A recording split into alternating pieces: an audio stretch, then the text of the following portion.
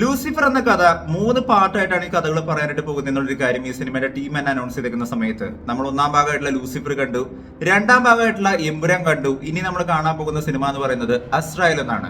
Lucifer എന്ന് പറയുന്ന സിനിമയിൽ നിന്ന് 2-ാം ഭാഗത്തിലോട്ട് എത്തുന്ന സമയത്ത് L2 എന്നുള്ളൊരു പേരുകൊണ്ടായിരുന്നു ഒരു സിനിമ വന്നായിരുന്നല്ലേ, എമ്പുരാൻ.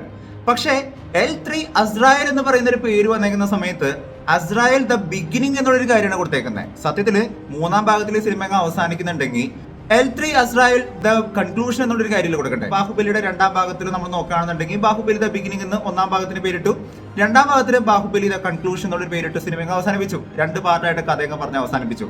3 ഭാഗം കൊണ്ട് തീരുന്ന സിനിമയാണെന്നുണ്ടെങ്കിൽ എന്തുകൊണ്ടാണ് L3 അസ്രായേൽ എന്ന് പറയുന്ന ആ ഒരു സിനിമയ്ക്ക് ദ ബിഗിനിങ് എന്നുള്ളൊരു കാര്യമിട്ടത്? ഇതൊരു കഥയുടെ തുടക്കമാണോ? ഇനി ഇവിടെ നിന്ന് പുതിയ സിനിമകൾ സംഭവിക്കാനായിട്ട് പോവാണോ എന്നിങ്ങനെയുള്ള ഒരുപാട് കാര്യങ്ങളെ കുറിച്ചുള്ള അസ്രായേൽ എന്ന് പറയുന്ന സിനിമയെ കുറിച്ചുള്ള നിങ്ങളുടെ എല്ലാ ഡൗട്ടുകൾ തീർക്കുന്ന തരത്തിൽ തന്നെയായിരിക്കും എമ്പുരാൻ സിനിമയുടെ കണക്ഷൻ വെച്ചുകൊണ്ടുള്ള ഒരു വീഡിയോ നമ്മൾ സംസാരിക്കുക. ഒപ്പം തന്നെ ഈ സിനിമയിൽ വരുന്ന വില്ലനെ കുറിച്ചും ഈ സിനിമയിൽ വരുന്ന നായകൻ ഒരാളാണോ അതോ 2 ആളാണോ, അബ്രാം ഖുറേഷി അബ്രാം എന്ന് പറയുന്ന സമയത്ത് അത് ഒരാളാണോ അതോ 2 ആളാണോ എന്നുള്ള കാര്യത്തിനെ കുറിച്ചുള്ള ഒരു വ്യക്തമായിട്ടുള്ള ഡീറ്റെയിലിംഗ് ആണ് നമ്മൾ ഈ വീഡിയോയിലൂടെ പറയാനായിട്ട് പോകുന്നത്. കുറച്ച് ലെങ്തി ആയിരിക്കും ഈ ഒരു വീഡിയോ, കാരണം എല്ലാ കാര്യങ്ങളും നമുക്ക് പറയണ്ടേ. എല്ലാ പ്രേക്ഷകർക്കും പുതിയ വീഡിയോയിലേക്ക് സ്വാഗതം. എന്റെ പേര് ഡൊണാൾഡ് എന്നാണ്. So welcome back to today's video. Empuraan എന്ന സിനിമയുടെ തുടക്ക ഭാഗത്ത് തന്നെ മുരളി ഗോപിയുടെ വോയിസ് ഓവറിൽ ഒരു കാര്യം കൃത്യമായിട്ട് പറയുന്നുണ്ട്. ലോകത്ത് 2 തരത്തിലുള്ള പൊളാരിറ്റീസ് അല്ലെങ്കിൽ 2 തരത്തിലുള്ള ധ്രുവങ്ങൾ ഉണ്ടെന്നുള്ളൊരു കാര്യമാണ് പറയുന്നത്. 2 തുല്യ ശക്തികളെ കുറിച്ചുകൂടെ കൃത്യമായിട്ട് പ്രതിപാദിക്കുന്നുണ്ട്. ഒന്ന് ദ ഗോഡ് ആക്സസ് എന്ന് പറയുന്ന ദ ഷൻ ട്രയാഡിനെ കുറിച്ചും, മറ്റൊരു സൈഡിൽ ദ ലൂസിഫറിയൻ ആക്സസ് പറയുന്ന ദ ഖുറേഷി അബ്രാം ഗാങ്ങിനെ കുറിച്ചുകൂടെ കൃത്യമായിട്ട് പറയുന്നുണ്ട്. ഷൻ ട്രയാഡിനെ കുറിച്ച് പറയുന്ന സമയത്ത് അവിടെ കൃത്യമായിട്ട് പറയുന്ന ഒരു കാര്യം എന്ന് പറയുന്നത് നെക്സസ് എന്നുള്ളൊരു കാര്യമാണ് പറയുന്നത്. ഖുറേഷി അബ്രാം ഗാങ്ങിനെ കുറിച്ച് പറയുന്ന ഒരു കാര്യം എന്ന് പറയുന്നത് ഇൻഡോ അറബ് സിൻഡിക്കേറ്റ് എന്നുള്ളൊരു കാര്യമാണ്. എന്തുകൊണ്ടാണ് ഒരാള് നെക്സസ് എന്നും ഒരാള് സിൻഡിക്കേറ്റ് എന്നുള്ളൊരു കാര്യം കൃത്യമായിട്ട് പറഞ്ഞു എന്നുള്ളൊരു കാര്യം നമ്മൾ ചിന്തിച്ചിട്ടുണ്ടോ? ശരിക്കും നെക്സസ് എന്ന് പറയുന്ന ഒരു പേരിനെ കുറിച്ച് എന്താണ് നെക്സസ് എന്നുള്ളൊരു കാര്യം നമ്മൾ നോക്കി കഴിഞ്ഞാൽ നമുക്ക് മനസ്സിലാക്കാനായിട്ട് പറ്റും. നെക്സസ് എന്ന് പറയുന്നത് ഒരു ഗ്രൂപ്പ് ഓഫ് സിൻഡിക്കേറ്റ് എന്നുള്ളൊരു കാര്യം പറയാൻ പറ്റും. ഒരു നെറ്റ്വർക്ക് ഓഫ് സിൻഡിക്കേറ്റിനെ നമുക്ക് നെക്സസ് എന്നുള്ളൊരു കാര്യം നമുക്ക് പറയാനായിട്ട് സാധിക്കും. ഇവിടെ ഷൻ ട്രയാഡ് എന്നുള്ളൊരു കാര്യം പറയുന്ന സമയത്ത് നമുക്ക് കൃത്യമായിട്ട് ഒരു കാര്യം മനസ്സിലാക്കാനായിട്ട് വരുന്നുണ്ട്. ഷൻ ട്രയാഡ് എന്ന് പറയുന്നത് ഒരാളല്ല, ട്രയാഡ് നമ്മൾ പറയുന്ന പോലെ തന്നെ 3 ആളെന്നുള്ളൊരു കാര്യം നമുക്ക് കൃത്യമായിട്ട് മനസ്സിലാക്കാനായിട്ട് സാധിക്കുന്നുണ്ട്. ഇപ്പൊ നമുക്ക് ഇവിടെ റിവീൽ ആയിരിക്കുന്ന 2 ആൾക്കാരെന്ന് പറയുന്നത് ഒരാള് ദ ഡ്രാഗൺ എന്ന് പറയുന്ന ഒരു കഥാപാത്രം, ഈ സിനിമയുടെ അവസാന ഭാഗത്ത് വന്നിരിക്കുന്ന റിക്യുവിന്റെ കഥാപാത്രം, ഒരാള് കബൂങ്ക എന്ന് പറയുന്ന ഒരു കഥാപാത്രത്തിനെയാണ് ഇവിടെ റിവീൽ ചെയ്തിരിക്കുന്നതായിട്ട് കാണാൻ സാധിക്കുന്നത്. ഒരാളെ കൂടി ഈ സിനിമയിൽ കാണിക്കാനായിട്ടുള്ള ഒരു സാധ്യത ഉണ്ടെന്നുള്ള ഒരു കാര്യം പറയുന്ന സമയത്ത് ഒരുപാട് പേര്, ഒരുപാട് സിൻഡിക്കേറ്റുകളെ കൂടി ഒത്തിണക്കിക്കൊണ്ടാണ് ഒരു നെക്സസ് ആക്ച്വലി ഫോം ചെയ്തേക്കുന്നത് എന്നുള്ളൊരു കാര്യം നമുക്ക് കൃത്യമായിട്ട് മനസ്സിലാക്കാനായിട്ട് സാധിക്കും. അതാണ് നമുക്ക് ഈ സിനിമയിൽ കാണാൻ സാധിക്കുന്ന പോലെ തന്നെ കബൂങ്കയും ഡ്രാഗണൊക്കെ കൂടി ചേരുന്ന ദ ഗോഡ് ആക്സസ് എന്ന് പറയുന്ന ഒരു നെക്സസ് എന്ന് പറയുന്നത്. എന്നാൽ തൊട്ട് ഓപ്പോസിറ്റ് ആയിട്ട് ഇവിടെ ഈ സിനിമയിലുള്ള നമ്മുടെ പ്രധാനപ്പെട്ട കഥാപാത്രം, നമ്മുടെ ലാലേട്ടന്റെ കഥാപാത്രമായിട്ട് ചെയ്തേക്കുന്ന the Indo Arab mega syndicate എന്ന് പറയുന്ന ഒരു കഥാപാത്രത്തിനെ കുറിച്ച് പറയുന്ന ഒരു കാര്യം എന്ന് പറയുന്നത് അയാള് ഖുറേഷി അബ്രാം എന്നുള്ളൊരു കാര്യം പറയുന്ന സമയത്തും അയാളുടെ മുകളിൽ ഒരു ലൂസിഫറിൻ നെക്സസ് ഉണ്ടെന്നുള്ളൊരു കാര്യം കൃത്യമായിട്ട് പറയുന്നുണ്ട്. സോ ലൂസിഫറിൻ നെക്സസ് എന്ന് പറയുന്നത് ഒരു നെക്സസിനെ അവിടെ കൃത്യമായിട്ട് പ്രതിപാദിച്ചിട്ടുണ്ടെന്നുണ്ടെങ്കിൽ നെക്സസ് എന്ന് പറയുന്നത് ഒരു ഗ്രൂപ്പ് ഓഫ് സിൻഡിക്കേറ്റ് ആണെന്നുണ്ടെങ്കിൽ ഈ സിനിമയിൽ പറഞ്ഞു പോയിരിക്കുന്നത് ഖുറേഷി അബ്രാം എന്ന് പറയുന്ന ദ ഇൻഡോ അറബ് മെഗാ സിൻഡിക്കേറ്റിനെ കുറിച്ച് മാത്രമാണ്. അപ്പോ ഇതുപോലെ തന്നെ മറ്റൊരുപാട് സിൻഡിക്കേറ്റുകൾ കൂടി ചേർന്നേക്കുന്ന ഒരു നെക്സസ് ആയിരിക്കില്ലേ ഈ സിനിമയിൽ പറഞ്ഞു പോയിരിക്കുന്ന ദ ലൂസിഫറി നെക്സസ് എന്ന് പറയുന്നത്? ഒരുപക്ഷെ അവരുടെ എല്ലാം കഥകൾ പറയാനായിട്ടായിരിക്കുമോ ഈ L3യുടെ കഥ പറയുന്ന സമയത്ത് ദ ബിഗിനിങ് എന്നുള്ളൊരു കാര്യം കൊടുത്തേക്കുന്ന എന്നുള്ളൊരു കാര്യം എന്റെ മനസ്സിൽ വന്നിരുന്ന ആദ്യത്തെ ഒരു ചോദ്യം തന്നെയായിരുന്നു. കാരണം ഇവിടെ മോഹൻലാലിന്റെ കഥാപാത്രത്തിന് മാത്രമാണ് ഇവിടെ കൃത്യമായിട്ട് കാണിച്ചിട്ടുള്ളൂ. നമ്മളിവിടെ ലൂസിഫർ എന്ന് പറയുന്ന സിനിമയുടെ ഒരു ഭാഗം, ഇതിന്റെ തുടക്ക ഭാഗത്തുള്ള ഒരു സീൻ നോക്കുകയാണെങ്കിൽ തന്നെ നമ്മൾ മുന്നേ തന്നെ ഇതിനെ കുറിച്ച് നമ്മൾ കൃത്യമായിട്ട് പറഞ്ഞിട്ടുണ്ട്. ഇവിടെ ഈ ഒരു ഇന്റലിജൻസ് ഓഫീസർ അയാൾ കുറെ കാര്യങ്ങൾ ഇന്ന് റിസർച്ച് ചെയ്യുന്ന സമയത്തും അയാൾ ഒരുപാട് ഡാറ്റാസുകൾ വെരിഫൈ ചെയ്യുന്ന സമയത്തും ഇവിടെ ഖുറേഷി ആൻഡ് അബ്രാം എന്ന് പറയുന്നത് 2 ആളാണോ എന്നുള്ളൊരു കാര്യം ഒരു കൃത്യമായിട്ടുള്ള ചോദ്യം ചോദിക്കുന്നതായിട്ട് കാണാൻ സാധിക്കുന്നുണ്ട്. അതായത് ഒരു നെക്സസ് എന്ന് പറയുന്നത് ഒരു ഗ്രൂപ്പ് ഓഫ് സിൻഡിക്കേറ്റ് ആണെന്നുണ്ടെങ്കിൽ നമ്മൾ ഈ സിനിമയിൽ കണ്ടേക്കുന്ന, ഈ സിനിമയിൽ റിവീൽ ആയിരിക്കുന്ന ഏക ഒരു സിൻഡിക്കേറ്റ് എന്ന് പറയുന്നത് ഈ സിനിമയിലുള്ള ദ ഇൻഡോ അറബ് എന്ന് പറയുന്ന സിൻഡിക്കേറ്റ് ആയിട്ടുള്ള ഖുറേഷി അബ്രാം എന്ന് പറയുന്ന സിൻഡിക്കേറ്റിനെ കുറിച്ച് മാത്രമാണ്. പക്ഷെ അയാളുടെ മുകളിൽ ഒരു നെക്സസ് ഉണ്ടെന്നുള്ളൊരു കാര്യം പറയുന്ന സമയത്ത് L3 എത്തുന്ന സമയത്ത് ഒരുപക്ഷെ മറ്റ് സിൻഡിക്കേറ്റുകൾ കൂടി കൊണ്ടുവന്നുകൊണ്ട് ഷൻ ട്രയാഡിന്റെ അവിടെ 2 പേര് ഓൾറെഡി അവിടെ നിൽക്കുന്നുണ്ട്, 3 പേര് അവിടെ ഉണ്ടാവുന്ന ഒരു കാര്യം നമുക്ക് മനസ്സിലാക്കാൻ സാധിക്കുന്നുണ്ട്. അങ്ങനെയാണെന്നുണ്ടെങ്കിൽ തൊട്ടിപ്പുറത്ത് വേറൊരാൾ കൂടി വരാനായിട്ടുള്ള സാധ്യത ഇല്ല എന്നുള്ളൊരു കാര്യം തന്നെയായിരുന്നു എന്നെ ആക്ച്വലി ചിന്തിപ്പിച്ച ഒരു കാര്യം എന്ന് പറയുന്നത്. നമുക്കറിയാം പല സിനിമകൾ നമ്മൾ 3 പാർട്ടുകളായിട്ടൊക്കെ വന്നേക്കുന്ന സമയത്തും അതിൽ നിന്ന് പിന്നീടും പല സിനിമകൾ ഫോമായി വന്നേക്കുന്നതായിട്ട് നമ്മൾ കണ്ടിട്ടുണ്ട്. അത്തരത്തില് ലൂസിഫർ എന്ന് പറയുന്ന ഒരു ഫ്രാഞ്ചൈസിയിൽ നിന്ന് പുതിയ സിനിമകൾ സ്റ്റാർട്ട് ആവാനായിട്ടുള്ള ഒരു ബിഗിനിങ് ആയിട്ടായിരിക്കുമോ ഈ ഒരു 3-ാം ഭാഗം എന്നുള്ളൊരു കാര്യം നമ്മൾ കണ്ടറിയേണ്ട ഒരു കാര്യം തന്നെയാണ്.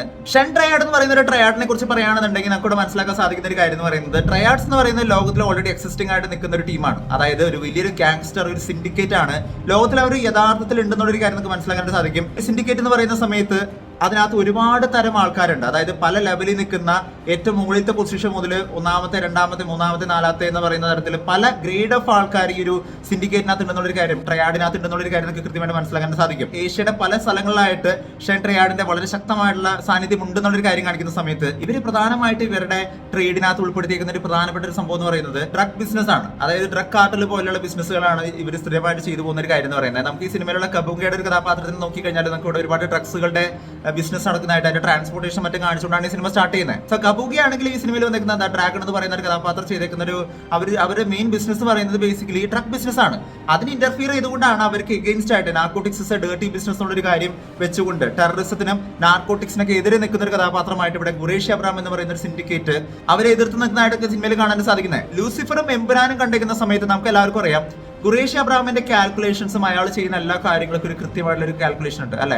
അയാൾ ചെയ്യുന്നതിനെ കുറിച്ച് അയാൾക്ക് കൃത്യമായിട്ട് ധാരണയുണ്ട്, ആരെന്തൊക്കെ ചെയ്യാനായിട്ട് പോകുന്നു. ഗോവർദ്ധൻ എന്ന് പറയുന്ന ഒരു കഥാപാത്രത്തിന്റെ മാത്രം നോക്കി കഴിഞ്ഞാൽ നമുക്ക് മനസ്സിലാക്കാൻ സാധിക്കും ഗോവർദ്ധൻ എന്താണ് ഇയാളെ കുറിച്ച് അറിഞ്ഞേക്കണെന്നും ഗോവർദ്ധൻ എന്തൊക്കെയാണ് ചെയ്യുന്നതെന്നും നാട്ടിൽ എന്തെല്ലാം കാര്യങ്ങൾ നടക്കുന്നുണ്ടെന്നും. ഇവൻ ഈ എമ്പുരാൻ സിനിമയുടെ ഒരു രംഗത്ത് നമ്മൾ നോക്കിക്കഴിഞ്ഞാൽ ഇയാളെ സോൾജേഴ്സ് ട്രാക്ക് ചെയ്യുന്നുണ്ടെന്നുള്ളൊരു കാര്യം പോലും ഇയാൾക്ക് മനസ്സിലാക്കാൻ സാധിക്കുന്നുണ്ട്. സോ എല്ലാ സ്ഥലങ്ങളിലും ഒരു ഇന്റലിജൻസ് ഉള്ള ഒരു വളരെ ശക്തമായിട്ടുള്ള ഒരു സിൻഡിക്കേറ്റ് ആണ് ഈ ഖുറേഷി അബ്രഹാം സിൻഡിക്കേറ്റ് എന്നുള്ളൊരു കാര്യം പറയുന്ന സമയത്തും ഇയാളുടെ കാൽക്കുലേഷൻ ആക്ച്വലി പാളി പോകുന്നത് ഈ സിനിമയുടെ അവസാന ഭാഗത്താണ്. അവസാന ഭാഗത്ത് A brother four A brother എന്നുള്ളൊരു കാര്യം പറഞ്ഞുകൊണ്ട് ടൊവിനോ തോമസ് അങ്ങ് ബ്ലാസ്റ്റായി പൊട്ടിപ്പോകുന്ന സമയത്ത് ശരിക്കും മോഹൻലാലിന്റെ കഥാപാത്രമാണെന്നുണ്ടെങ്കിലും പൃഥ്വിരാജിന്റെ കഥാപാത്രമാണെന്നുണ്ടെങ്കിലും വളരെ വളരെ ശക്തമായിട്ട് ഞെട്ടുന്നതായിട്ട് നിങ്ങൾക്ക് കാണാൻ സാധിക്കുന്നുണ്ട്. അതായത് തങ്ങളുടെ സ്ഥലത്ത് തങ്ങളുടെ സ്വന്തം തട്ടകത്തില് അവരുടെ കാൽക്കുലേഷന്റെ മീതെ, അവരുടെ എല്ലാം കാൽക്കുലേഷന്റെ മീതെ, അവരെല്ലാം സെക്യൂരിറ്റിയുടെ മേലെ ഒരാൾ ചെന്ന് ബോംബ് വെച്ചിട്ടുണ്ടെന്നുണ്ടെങ്കിൽ ആ ഒരു ഓപ്പോസിറ്റ് നിൽക്കുന്ന ഗ്യാങ് എന്ന് പറയുന്നത് എത്രത്തോളം സ്ട്രോങ് ആയിരിക്കും എന്നുള്ളൊരു കാര്യം കാട്ടി തന്നുകൊണ്ട് തന്നെയാണ് ഈ സിനിമ അവസാനിപ്പിക്കുന്നത്. ഖുറേഷി അബ്രഹാം എന്ന് പറയുന്ന ഒരു സിൻഡിക്കേറ്റിന്റെ സർവൈലൻസിനും പുറമെ അതിന് മേലെയും ശക്തമായിട്ടുള്ള ഒരു ടീമിലുണ്ടെന്നൊരു കാര്യം കാണിക്കുന്ന തരത്തിൽ തന്നെയാണ് ഈ സിനിമയുടെ അവസാന ഭാഗത്തേക്ക് എത്തുന്ന സമയത്ത് നമുക്ക് കൃത്യമായിട്ട് കാണിച്ചു തരുന്നത്. അവിടെ ഷെൻ ട്രയാഡ് എന്ന് പറയുന്ന ഒരാളെ റിവീൽ ചെയ്യുന്ന സമയത്ത് അയാൾ കൃത്യമായിട്ടൊരു കാര്യം ചോദിക്കുന്നുണ്ട്, who am I speaking to, is this a man himself എന്നുള്ളൊരു കാര്യം ചോദിക്കുന്നുണ്ട്. അതായത് എന്റെ ഒരു സംശയം ഞാൻ പറയാണ്, മൂന്നാം ഭാഗത്തിലേക്ക് എത്തുന്ന സമയത്ത് ഈ നെക്സസ് എന്ന് പറയുന്ന ഒരു സംഭവം എന്ന് പറയുന്നത് ഒരുപാട് സിൻഡിക്കേറ്റുകളുടെ ഒരു കൊലാബറേഷൻ, ഒരു ടീം ആയതുകൊണ്ട്, ഒരു നെറ്റ്വർക്ക് ആയതുകൊണ്ട് തന്നെ ഇയാൾ ചോദിക്കുന്ന ഒരു ചോദ്യമായിരിക്കാം ഈ നെക്സസിലുള്ള ആരാണ് നിങ്ങൾ എന്നുള്ളൊരു കാര്യം ചോദിക്കാനായിരിക്കും, അത് കൺഫേം ചെയ്യാൻ വേണ്ടിയിട്ടായിരിക്കാം ഒരു പക്ഷേ ഇയാൾ ഈ ഒരു പേര് ചോദിച്ചിട്ടുണ്ടാവുന്ന ഒരു കാര്യമാണ് എനിക്ക് മനസ്സിലാക്കാൻ സാധിക്കുന്നത്. മാത്രമല്ല അടുത്തൊരു സീനകത്ത് നമ്മൾ നോക്കി കഴിഞ്ഞാൽ നമുക്ക് ഒരു കാര്യം കാണാൻ സാധിക്കും, ഇവൻ ആരാണ്, ഇവൻ എന്താണെന്നുള്ളൊരു കാര്യം ഇയാൾ ഇവിടെ കൃത്യമായിട്ട് ചോദിക്കുന്നുണ്ട്. അതായത് ഖുറേഷി അബ്രഹാം എന്ന് പറയുന്ന ഇത്രയും ഇൻഫേമസ് ആയിട്ടുള്ള നെക്സസിനെ കുറിച്ച് ഇയാൾക്ക് കൃത്യമായിട്ടുള്ള ഒരു ധാരണ ഇല്ല. ഇയാൾ ചോദിക്കുന്നുണ്ട് ആരാണ് ഇവൻ, ഇവന്റെ പാസ്റ്റ് എന്താണെന്നുള്ളൊരു കാര്യം എനിക്ക് അറിയണം എന്നുള്ളൊരു കാര്യം ചോദിക്കുന്നുണ്ട്. സോ ഞാൻ വിശ്വസിക്കുന്ന ഒരു കാര്യം എന്ന് പറയുന്നത് ലൂസിഫറിയൻ ആക്സസ് എന്ന് പറയുന്ന ഗോഡ് ആക്സസിന്റെ ഓപ്പോസിറ്റ് ആയിട്ട് നിൽക്കുന്ന ആക്സസ്, അതിന്റെ ഉള്ളിൽ തന്നെ ഒരുപാട് പേരുകൾ വരാനായിട്ടുള്ള സാധ്യതകൾ ഉണ്ടെന്നുള്ളൊരു കാര്യം ഞാൻ മനസ്സിലാക്കുന്നത്. അതിനകത്തുള്ളൊരു മെഗാ സിൻഡിക്കേറ്റ് ആയിട്ടുള്ള ഖുറേഷി അബ്രഹാമിനെ മാത്രമാണ് നമുക്കിവിടെ കൃത്യമായിട്ട് റിവീൽ ചെയ്ത് കാണിച്ചിരിക്കുന്നത് എന്നുള്ളൊരു കാര്യം തന്നെയാണ് നമുക്ക് മനസ്സിലാക്കാൻ സാധിക്കുന്നത്. മൂന്നാം ഭാഗത്തിലേക്ക് എത്തുന്ന സമയത്ത് ദ ബിഗിനിങ് എന്നുള്ളൊരു കാര്യം കൊടുത്തതിന്റെ പിന്നിലും ഈ ഒരു നെക്സസുകളെല്ലാം വെച്ചുകൊണ്ട് വേറെ വേറെ സ്പിൻ ഓഫുകൾ ഉണ്ടാവും എന്നുള്ളൊരു കാര്യം ചോദിക്കുന്നില്ല. ഇപ്പൊ ജോൺ വിക്കിന്റെ ഒരു സ്പിൻ ഓഫ് ആണ് ഇപ്പൊ ബാലറീന എന്ന് പറയുന്ന ഒരു സിനിമ എന്ന് പറയുന്നത് അല്ലെ. എന്ന് പറയുന്ന പോലെ തന്നെ ഒരുപാട് സ്പിൻ ഓഫുകൾ വരാനുള്ള സാധ്യതകൾ ഉണ്ടെന്നുള്ളൊരു കാര്യം പോലും നമുക്ക് തള്ളിക്കളയാനായിട്ട് പറ്റില്ല. ഈ സിനിമയ്ക്ക് ദ ബിഗിനിങ് എന്നുള്ളൊരു കാര്യം കൊടുക്കാനായിട്ട് മറ്റൊരു കാരണം കൂടി എനിക്ക് കാണാൻ സാധിച്ചായിരുന്നു. അത് ഈ സിനിമയുടെ അവസാന ഭാഗത്ത് വരുന്ന പ്രണവ് മോഹൻലാലിന്റെ ഒരു കഥാപാത്രമാണ്. പ്രണവ് മോഹൻലാലിന്റെ ഒരു കഥാപാത്രത്തിന് നമ്മൾ അവിടെ നോക്കിക്കഴിഞ്ഞാൽ നമുക്കിവിടെ കാണാൻ സാധിക്കുന്ന ഒരു കാര്യം എന്ന് പറയുന്നത് ഖുറേഷി അബ്രഹാമിന്റെ ചെറുപ്പകാലമാണ് ഇവിടെ കൃത്യമായിട്ട് കാണിക്കുന്നത്. അതായത് ഖുറേഷി അബ്രഹാം എങ്ങനെ ഖുറേഷി അബ്രഹാം ആയിട്ട് മാറി, സ്റ്റീഫൻ നെടുമ്പള്ളി എങ്ങനെ ഖുറേഷി അബ്രഹാം ആയിട്ട് മാറി, ഇത്രയും വലിയ മെഗാ സിൻഡിക്കേറ്റിനെ നയിക്കുന്ന ഒരാളായിട്ട് എങ്ങനെ മാറി എന്നുള്ളൊരു കാര്യം കാണിക്കുന്ന തരത്തിൽ തന്നെ ഈ ഒരു പാസ്റ്റ് പറയുന്ന ഒരു സിനിമയാണ് മൂന്നാം ഭാഗം എന്ന് പറയുന്നത്. അപ്പോ ഇയാളുടെ തുടക്കകാലം കാണിക്കുന്ന, ഇയാൾ എങ്ങനെയാണ് ഇത്രയും വലിയ ഗാങ്സ്റ്റർ ആയിട്ട് മാറിയത്, ഇത്രയും വലിയൊരു സിൻഡിക്കേറ്റിന്റെ തലവനായിട്ട് മാറിയത് എന്നുള്ളൊരു കാര്യം കാണിക്കുന്ന ഒരു ബിഗിനിങ് സ്റ്റോറി ആയതുകൊണ്ട് തന്നെയായിരിക്കും ഒരുപക്ഷെ L3യുടെ പേര് എന്ന് പറയുന്നത് L3 അസ്രായേൽ ദ ബിഗിനിങ് എന്നുള്ളൊരു കാര്യം എന്നുള്ളൊരു കാര്യം കൂടി നമുക്ക് മനസ്സിലാക്കാൻ സാധിക്കുന്നുണ്ട്. ഇനി അസ്രായേൽ എന്ന് പറയുന്ന പേര് എന്താണെന്നുള്ളൊരു കാര്യം തന്നെയാണ്, അത് മിക്ക ആൾക്കാർക്കും ഇപ്പോൾ മനസ്സിലാക്കുന്ന ഒരു കാര്യം തന്നെയാണ്. കാരണം എല്ലാവരും അതിനെക്കുറിച്ച് ഡിസ്കസ് ചെയ്യുന്നുണ്ടായിരുന്നു, സംസാരിക്കുന്നുണ്ടായിരുന്നു. നിങ്ങൾ എല്ലാവരും ഗൂഗിൾ ചെയ്തിരിക്കുന്ന കാര്യം തന്നെയാണ്. അത് തന്നെയാണ് സംഭവം. ഒരാളുടെ സോളിനെ ശരീരത്തിൽ നിന്ന് സെപ്പറേറ്റ് ചെയ്യുന്ന ഒരു മാലാക എന്നുള്ളൊരു കാര്യം നമുക്ക് വളരെ ചുരുക്കത്തിൽ പറയാനായിട്ട് സാധിക്കും. ഇസ്ലാം ബിലീഫ് അനുസരിച്ച് അസ്രായേൽ എന്ന് പറയുന്നത് 4 ആർക്കേഞ്ചൽസിലുള്ള ഒരാളാണെന്നുള്ളൊരു കാര്യമാണ് കൃത്യമായിട്ട് പറയുന്നത്. അതായത് ഇനിയും 3 ആർക്കേഞ്ചൽസ് ആരാന്നുള്ളൊരു കാര്യം നമ്മൾ അറിയേണ്ടതായിട്ടിരിക്കുന്നു.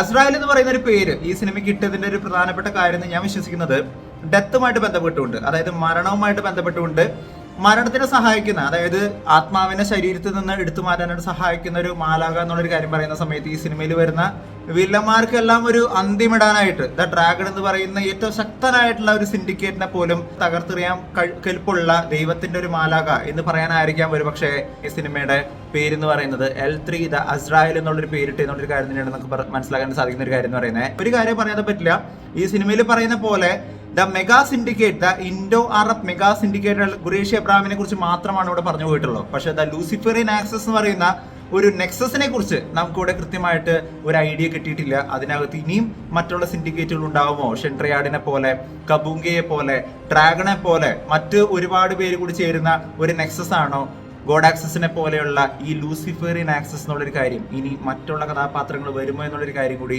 നമ്മൾ അറിയേണ്ടിയിരിക്കുന്നു. എന്ത് തന്നെയാണെങ്കിലും എന്താണ് നിങ്ങൾക്ക് തോന്നുന്നത്? ഈ സിനിമയിൽ വരുന്ന മോഹൻലാലിന്റെ കഥാപാത്രം എന്ന് പറയുന്നത്, അതായത് എമ്പുരാൻ എന്ന് പറയുന്ന ദ ഖുറേഷി അബ്രാം എന്ന് പറയുന്ന നെക്സസ് എന്ന് പറയുന്നത്, ദ സിൻഡിക്കേറ്റ് എന്ന് പറയുന്നത് ഒരാളാണോ അതോ ആ ലൂസിഫറിയൻ ആക്സസ് എന്ന് പറയുന്നതിൽ ഒന്നിൽ കൂടുതൽ ആൾക്കാർ വരുന്നുണ്ടോ? ഷെട്രിയാഡിനെ പോലെ 2-3 ആൾക്കാർ വരുന്ന ഒരു നെക്സസ് ആണോ എന്നുള്ളൊരു കാര്യം കൂടി നിങ്ങളുടെ അഭിപ്രായം നിങ്ങൾ താഴെ നിന്ന് കമന്റ് ചെയ്യുക. വീഡിയോ ഇഷ്ടപ്പെട്ടെങ്കിൽ വീഡിയോ ലൈക്ക് ചെയ്യുക, വീഡിയോ മാക്സിമം പേരോട് ഷെയർ ചെയ്യുക. ചാനൽ ഇഷ്ടപ്പെടുന്നുണ്ടെങ്കിൽ സബ്സ്ക്രൈബ് ചെയ്യുന്ന കാര്യം പരിഗണിച്ചേക്കുക. തൊട്ടടുത്തുള്ള ബെല്ലൈക്കൺ കൂടി അമർത്തിക്കുകയാണെന്നുണ്ടെങ്കിൽ ലേറ്റസ്റ്റ് ആയിട്ട് വരുന്ന വീഡിയോകളുടെ അപ്ഡേറ്റുകൾ എല്ലാം നിങ്ങൾക്ക് ഉടനെ ലഭിക്കുന്നതായിരിക്കും. മറ്റൊരു വീഡിയോ ആയിട്ട് വീണ്ടും വരുന്നവരെ it's between all space signing out. By.